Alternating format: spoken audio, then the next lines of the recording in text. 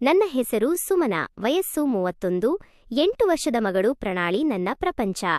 ನಮ್ದು ಹಳ್ಳಿಯಲ್ಲಿ ಸಾಕಷ್ಟು ಆಸ್ತಿ-ಪಾಸ್ತಿ ಇದ್ದ ಒಂದು ಸುಖ ಸಂಸಾರ.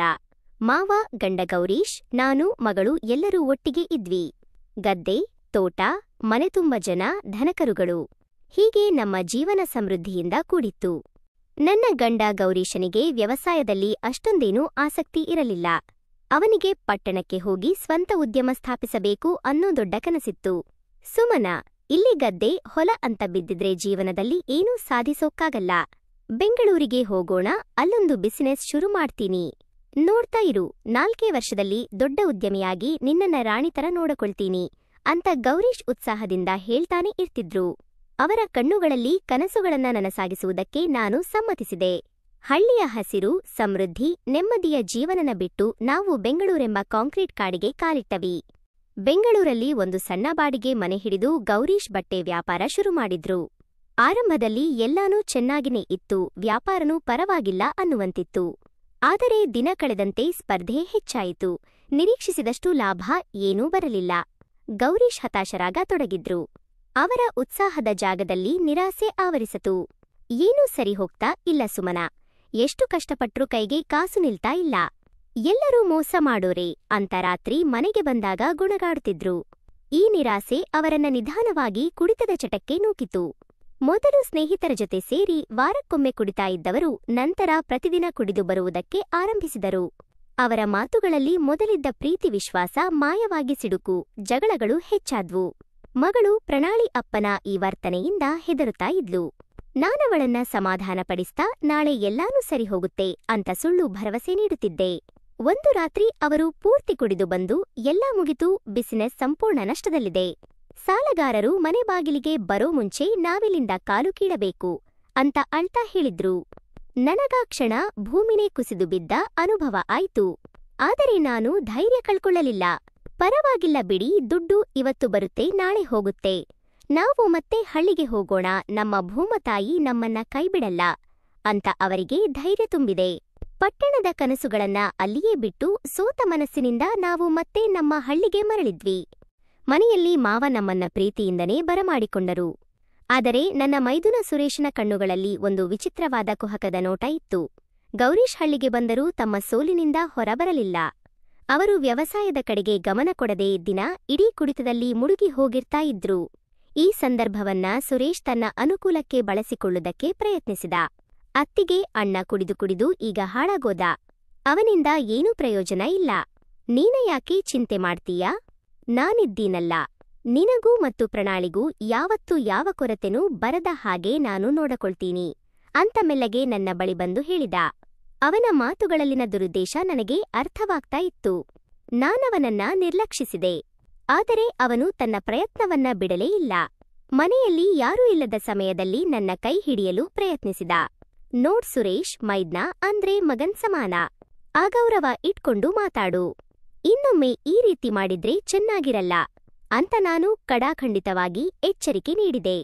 ಆದರೆ ಅವನು ನಗ್ತಾ, ಅಣ್ಣಂಗೆ ಹೇಳೋ ಧೈರ್ಯ ಇದೆಯಾ, ನಿನಗೆ ಅವನು ನಿನ್ನ ಮಾತು ಕೇಳೋ ಸ್ಥಿತಿನಲ್ಲಿನೇ ಇಲ್ಲ, ಸುಮ್ನೆ ನನ್ನ ಮಾತಿಗೆ ಒಪ್ಪಕೋ, ಇಬ್ಬರೂ ಸುಖವಾಗಿರೋಣ ಅಂತ ಹೇಳಿ ಹೋದ. ನನಗೆ ಅಸಹಾಯಕತೆ ಜೊತೆಗೆ ವಿಪರೀತ ಕೋಪ ಬಂತು. ಗಂಡಗೆ ಹೇಳಿದ್ರೆ ಕುಡಿದ ಮತ್ತಲ್ಲಿ ಅವನು ಏನು ಅನಾಹುತ ಮಾಡಿಕೊಳ್ತಾನೋ ಅನ್ನೋ ಭಯ. ಮಾವನ ಬಳಿ ಹೇಳೋಣ ಅಂದ್ರೆ ಅವರು ವಯಸ್ಸಾದವರು, ಇತ್ತೀಚೆಗೆ ಅವರ ನೆನಪಿನ ಶಕ್ತಿನೂ ಕಡಿಮೆಯಾಗೋಗ್ಬಿಟ್ಟಿತ್ತು. ಹಳೆಯ ದಿನಗಳ ಯೋಚನೆಯಲ್ಲಿ ಅವರು ಬದುಕುತ್ತಾ ಇದ್ರು. ರಾತ್ರಿ ವೇಳೆ ನನಗೆ ನನ್ನ ಕನ್ನಡಕ ಎಲ್ಲೋ ಇಟ್ಟೆ, ಹುಡುಕೊಡು, ಅಥವಾ ನಿನ್ನ ಅತ್ತೆ ಫೋಟೋ ಎಲ್ಲಿದೆ ಅಂತ ಕೇಳ್ತಾ ನನ್ನನ್ನ ಪರೀಕ್ಷಿಸ್ತಾ ಇದ್ರು. ಒಂದು ರಾತ್ರಿ ಮಾವನ ಕೋಣೆಯಲ್ಲಿ ಅವರಿಗೆ ಔಷಧಿ ಕೊಡಲು ಹೋಗಿದ್ದೆ. ಅವರು ಮಂಚದ ಮೇಲೆ ಕುಳಿತು ಹಳೆಯ ಆಲ್ಬಮ್ ನೋಡ್ತಾ ಇದ್ರು. ಸುಮನ, ಇಲ್ಬಾ, ಇದು ನೋಡು, ನಿನ್ನ ಅತ್ತೆ ಎಷ್ಟು ಚಂದವಾಗಿದ್ಲು ಗೊತ್ತಾ, ಅವಳಿದ್ದಿದ್ರೆ ಈ ಮನೆ ಹೀಗಿರತಿರಲಿಲ್ಲ ಬಿಡು ಅಂತ ಹೇಳಿದ್ರು. ಗೌರೀಶು ಈ ರೀತಿ ಹಾಳಾಗ್ತಾ ಇರ್ಲಿಲ್ಲ ಅಂತ ಕಣ್ಣೀರು ಹಾಕಿದ್ರು. ನಂಗವರ ಸ್ಥಿತಿ ನೋಡಿ ಮರುಕವಾಯಿತು. ಅವರ ತಲೆ ಸವರತಾ, ಚಿಂತೆ ಮಾಡಬೇಡಿ ಮಾವ, ಎಲ್ಲಾನೂ ಸರಿ ಹೋಗುತ್ತೆ, ನೀವು ಧೈರ್ಯವಾಗಿರಿ ಅಂದೆ. ಆಗಲೇ ಅಲ್ಲಿಗೆ ಬಂದ ಸುರೇಶ, ಅಪ್ಪನಿಗೆ ಸಮಾಧಾನ ಮಾಡ್ತಾ ಇದೀಯಾ, ಮೊದಲು ನಿನ್ನ ಜೀವನ ಸರಿ ಮಾಡ್ಕೋ, ನಾನು ಹೇಳಿದಾಗೆ ಕೇಳು, ನಿನ್ನನ್ನ ನಿನ್ನ ಮಗಳನ್ನ ರಾಣಿತರ ನೋಡಿಕೊಳ್ತೀನಿ ಅಂತ ಮತ್ತೆ ತನ್ನ ಹಳೆಯ ರಾಗನ ಶುರು ಮಾಡಿದ. ನನ್ನ ತಲೆಯೊಳಗೆ ಒಂದು ಮಿಂಚು ಸರಿದಂತೆ ಆಯ್ತು. ಒಂದು ಕಡೆ ಕುಡಿದು ಜವಾಬ್ದಾರಿ ಮರೆತ ಗಂಡ, ಇನ್ನೊಂದು ಕಡೆ ಕಾಮದ ಕಣ್ಣುಗಳಿಂದ ನೋಡೋ ಮೈದ್ನ, ಮತ್ತೊಂದು ಕಡೆ ಹಳೆ ನೆನಪುಗಳಲ್ಲೇ ಕಳೆದು ಹೋಗಿರೋ ಮಾವ. ಈ ಎಲ್ಲದರ ಮಧ್ಯೆ ನಾನು ಒಂಟಿ. ಸುರೇಶನ ಮಾತನ್ನು ಒಪ್ಪಿಕೊಂಡರೆ ಮತ್ತೆ ನನ್ನ ಮಗಳ ಭವಿಷ್ಯಕ್ಕೆ ಆರ್ಥಿಕ ಭದ್ರತೆ ಸಿಗಬಹುದು. ಆದರೆ ನನ್ನ ಆತ್ಮಗೌರವ, ನಂಬಿಕೆ, ಸಂಸಾರದ ಮೇಲಿನ ಪತಿವ್ರತೆ ಎಲ್ಲಾನೂ ನಾಶವಾಗಿ ಹೋಗುತ್ತೆ. ನನ್ನ ಮನಸ್ಸು ತೀವ್ರವಾಗಿ ಸಂಘರ್ಷಕ್ಕೊಳಗಾಯಿತು. ಕ್ಷಣಕಾಲ ಎಲ್ಲವನ್ನೂ ಬಿಟ್ಟು ಓಡಿ ಹೋಗೋಣ ಅನ್ನಿಸ್ತು. ಆದರೆ ನನ್ನ ಮಗಳು ಪ್ರಣಾಳಿಯ ಮುಗ್ಧಮುಖ ಕಣ್ಣ ಮುಂದೆ ಬಂತು.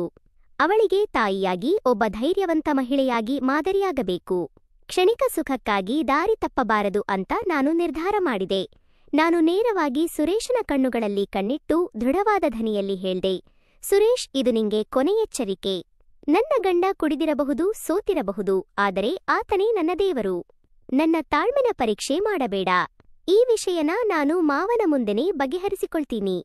ನನ್ನ ಧ್ವನಿಯಲ್ಲಿದ್ದ ದೃಢತೆಗೆ ಸುರೇಶ್ ಬೆಚ್ಚುಬಿದ್ದಿದ್ದ. ಮಾವ ಆಲ್ಬಂನಿಂದ ತಲೆ ಎತ್ತಿ ನಮ್ಮಿಬ್ಬರನ್ನ ನೋಡಿದ್ರು.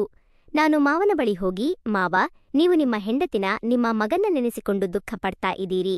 ಆದರೆ ನಿಮ್ಮ ಕಣ್ಣು ಮುಂದೇನೆ ನಿಮ್ಮ ಇನ್ನೊಬ್ಬ ಮಗ ನಿಮ್ಮ ಸೊಸೆಮಾನಕ್ಕೆ ಬೆಲೆ ಕಟ್ತಾ ಇದ್ದಾನೆ. ಇದನ್ನ ನೀವು ನೋಡ್ತಾ ಇದ್ದೀರಾ ಅಂತ ಕೇಳಿದೆ. ನನ್ನ ಮಾತುಗಳು ಮಾವನಿಗೆ ಬಾಣದಂತೆ ತಾಗಿತ್ತು. ಅವರು ಸುರೇಶನ ಕಡೆ ಕೆಂಡಾಮಂಡಲವಾದಂತೆ ನೋಡಿದರು. ಛೀ, ನೀಚ! ಅಣ್ಣನ ಹೆಂಡತಿ ತಾಯಿಗೆ ಸಮಾನ. ಅವಳ ಕಷ್ಟದಲ್ಲಿ ಆಸರೆ ಆಗಬೇಕಾದ ನೀನು ಈ ರೀತಿ ನಡ್ಕೊಳ್ತಿದೀಯಾ? ನಿನ್ನನ್ನ ಮಗ ಅಂತ ಹೇಳ್ಕೊಳ್ಳೋಕೆ ನನಗೆ ನಾಚಿಕೆ ಆಗ್ತಿದೆ. ಈಗಲೇ ಈ ಮನೆಯಿಂದ ಹೊರಗೆ ಹೋಗು ಅಂತ ಸಿಂಹದಂತೆ ಗರ್ಜಿಸಿದ್ರು. ಮಾವನ ಆಕ್ರೋಶಕ್ಕೆ ಸುರೇಶ್ ತಲೆ ತಗ್ಗಿಸಿ ನಿಂತುಕೊಂಡ. ತನ್ನ ತಪ್ಪಿನ ಅರಿವಾಗಿ ಅವನು ನನ್ನ ಕ್ಷಮೆ ಕೇಳಿ ಅಲ್ಲಿಂದ ಹೊರಟೋದ. ಇನ್ನಿತ್ತಲ ಗೌರೀಶ್ ಆ ದಿನ ಮನೆಗೆ ಬಂದರು. ಅವರು ಪೂರ್ತಿ ಕುಡಿದಿರಲಿಲ್ಲ. ನಡೆದ ಘಟನೆ ಎಲ್ಲವನ್ನ ಕೇಳಿ ಅವರಿಗೆ ತೀವ್ರ ಅಪಮಾನ ಮತ್ತೆ ನೋವಾಯಿತು. ತನ್ನ ಹೆಂಡತಿನ ರಕ್ಷಿಸಲಾಗದ ತನ್ನ ಅಸಹಾಯಕ ಸ್ಥಿತಿ ಬಗ್ಗೆ ಅವರಿಗೆ ಅರಿವಾಯಿತು. ಅವರು ನನ್ನ ಬಳಿ ಬಂದು, ಸುಮನಾ, ನನ್ನನ್ನ ಕ್ಷಮಿಸಿಬಿಡು. ನಾನು ನಿನಗೂ ಮಗಳಿಗೂ ದೊಡ್ಡ ಅನ್ಯಾಯ ಮಾಡಿಬಿಟ್ಟೆ. ನನ್ನ ಕನಸುಗಳ ಹಿಂದೆ ಬಿದ್ದು ನನ್ನವರನ್ನೇ ಮರೆತುಬಿಟ್ಟೆ. ಇವತ್ತಿಂದ ಈ ಕುಡಿತದ ಚಟನ ಬಿಡ್ತೀನಿ, ಮತ್ತೆ ಹಳೆಯ ಗೌರೀಶನಾಗಿ ಬದುಕುತ್ತೀನಿ. ನಂಗೊಂದು ಅವಕಾಶ ಕೊಡು ಅಂತ ಕಣ್ಣೀರು ಹಾಕ್ತಾ ನನ್ನ ಕೈ ಹಿಡಿಕೊಂಡ್ರು. ಅವರ ಕಣ್ಣುಗಳಲ್ಲಿ ನಾನು ನಿಜವಾದ ಪಶ್ಚಾತ್ತಾಪನ ಕಂಡೆ. ನಾನವರನ್ನ ಕ್ಷಮಿಸಿದೆ. ಆ ದಿನದಿಂದ ನಮ್ಮ ಜೀವನದಲ್ಲಿ ಹೊಸ ಅಧ್ಯಾಯನೇ ಶುರುವಾಯಿತು. ಗೌರೀಶ್ ಕುಡಿತವನ್ನ ಸಂಪೂರ್ಣವಾಗಿ ಬಿಟ್ಟು ಮಾವನ ಜೊತೆ ಸೇರಿ ವ್ಯವಸಾಯದಲ್ಲಿ ತೊಡಕೊಂಡ್ರು. ಅವರ ಶ್ರಮದಲ್ಲಿ ನಮ್ಮ ಗದ್ದೆಗಳು ಮತ್ತೆ ಹಸಿರಿನಿಂದ ಕಂಗೊಳಿಸಿ ತೊಡಗಿದ್ವು.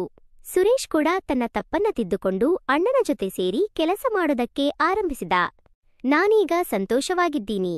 ಕಷ್ಟಗಳು ಬಂದಾಗ ನಾವು ತಾಳ್ಮೆ ಮತ್ತು ವಿವೇಕದಿಂದ ವರ್ತಿಸಿದರೆ ಯಾವುದೇ ಸಮಸ್ಯೆಗಳನ್ನು ಬಗೆಹರಿಸಬಹುದು. ಸಂಸಾರದಲ್ಲಿ ನಂಬಿಕೆ, ಗೌರವ ಮತ್ತೆ ಒಗ್ಗಟ್ಟಿದ್ರೆ ಎಂತಹ ಬಿರುಗಾಳಿಯನ್ನು ಎದುರಿಸಿ ನಿಲ್ಬಹುದು. ಕ್ಷಣಿಕ ಆಮಿಷಗಳಿಗೆ ಬಲಿಯಾಗದೆ ಸರಿಯಾದ ದಾರಿಯಲ್ಲಿ ನಡೆದರೆ ಜೀವನನೇ ಒಂದು ಬಂಗಾರವಾಗಂತೆ ಅನ್ನೋದನ್ನ ನಾನು ನನ್ನ ಅನುಭವದಿಂದ ಕಲಿತಿದ್ದೀನಿ.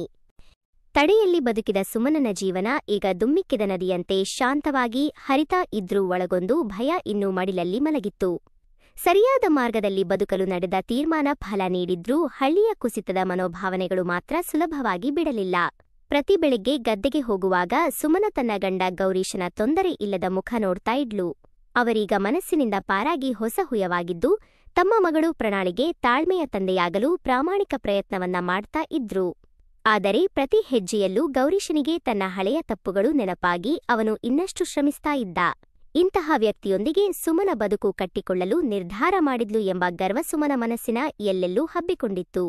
ಮದುವೆ, ಬಿಸಿನೆಸ್ ಹಾಳಾದ ಕನಸು, ಕುಡಿತ, ಮೈದುನನಿಂದ ಆಗಿದ್ದ ಆತಂಕ ಇವೆಲ್ಲವನ್ನ ಹಿಂದಿಕ್ಕಿದ್ರೂ ಈ ಘಟನೆಯು ಸುಮನಾಳನ್ನ ಅಂತರಂಗದಲ್ಲಿ ಬದಲಾಯಿಸಿತ್ತು. ಅವಳನ್ನು ಇನ್ನಷ್ಟು ದೃಢಳಾಗಿ ರೂಪಿಸಿತ್ತು. ಈಗವಳು ತಮ್ಮ ಮನೆಯ ಆಧಾರ ಸ್ತಂಭ.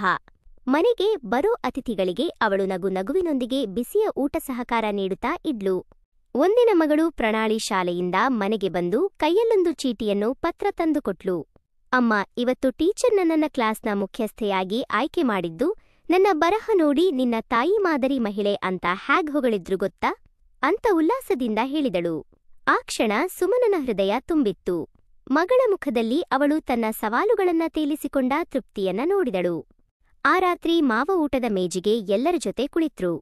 ಅವರು ತಮ್ಮ ಕೈ ಹಿಡಿದು ಸುಮನಾಳತ್ತ ನೋಡಿ, ಸುಮನಾ, ಈ ಮನೆಯ ಹೆಜ್ಜೆ ಹೆಜ್ಜೆಯಲ್ಲಿ ನಿನ್ನ ಆದರ್ಶ ಸಾಗ್ತಾ ಇದೆ.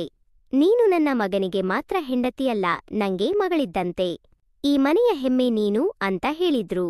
ಅಷ್ಟರಲ್ಲಿ ಗೌರೀಶ್ ಅಲ್ಲಿಗೆ ಬಂದು ಅವಳ ಕೈ ಹಿಡಿದು, ನೀನು ನನ್ನ ಜೀವನದ ಎರಡನೇ ಅವಕಾಶ. ಮೊದಲ ಬಾರಿಗೆ ನಾನು ಕನಸುಗಳ ಹಿಂದೆ ಓಡಿದ್ದೆ.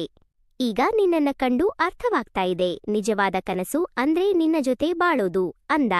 ಆಗ ಸುಮನ ತಾನು ಮಾಡಿದ ನಿರ್ಧಾರಗಳ, ತನ್ನ ಆತ್ಮಗೌರವ ಉಳಿಸಿಕೊಂಡ ಬಲಿಷ್ಠ ಹೆಜ್ಜೆಗಳ ಪ್ರತಿಫಲವನ್ನ ನೋಡ್ತಾ ಇದ್ಲು. ಈಗ ಬದುಕು ಹೊಸ ಅರ್ಥವನ್ನ ಪಡೆದ. ಒಂದು ಕಾಲದಲ್ಲಿ ಅಳ್ತಾ ತಗೊಂಡ ನಿರ್ಧಾರಗಳು ಈಗ ತನ್ನ ಮಗಳು ಬೆಳೆದಾಗ ಹೆಮ್ಮೆ ಪಡುವ ಕಥೆಗಳಾದವು. ಅವನ ಮನೆ ಈಗ ಗದ್ದೆ, ತೋಟ ಮತ್ತೆ ಪವಿತ್ರ ಸಂಸಾರದ ಮಧ್ಯೆ ನಿಲ್ಲೋ ಒಂದು ಶಕ್ತಿಯಾಗಿ, ಮಹಿಳೆಯ ಸಾಕ್ಷಿಯಾಗಿದೆ. ಸುಮನಾಳ ಕಥೆ ಯಾವ ತಿರುಗು ಮುಖದಲ್ಲಿಯೂ ಮುಗಿಯದು, ಅದು ಪ್ರತಿದಿನ ಬದಲಾಗ್ತಾ ಇರೋ, ಬೆಳಿತಾ ಇರೋ ಒಂದು ಬಾಳಕಥೆಯಾಗಿದೆ. ಸೊ ಕಥೆ ಇಲ್ಲಿಗೆ ಮುಗಿಯುತ್ತೆ. ಕಥೆ ಇಷ್ಟವಾಗಿದ್ರೆ ಲೈಕ್, ಶೇರ್, ಕಮೆಂಟ್ ಮಾಡೋದನ್ನ ಮರಿಬೇಡಿ. ಇಂತಹ ಇನ್ನಷ್ಟು ಇಂಟರೆಸ್ಟಿಂಗ್ ಕಥೆಗಳಿಗಾಗಿ ನನ್ನ ಚಾನೆಲ್ನ ಸಬ್ಸ್ಕ್ರೈಬ್ ಮಾಡಿಕೊಳ್ಳಿ.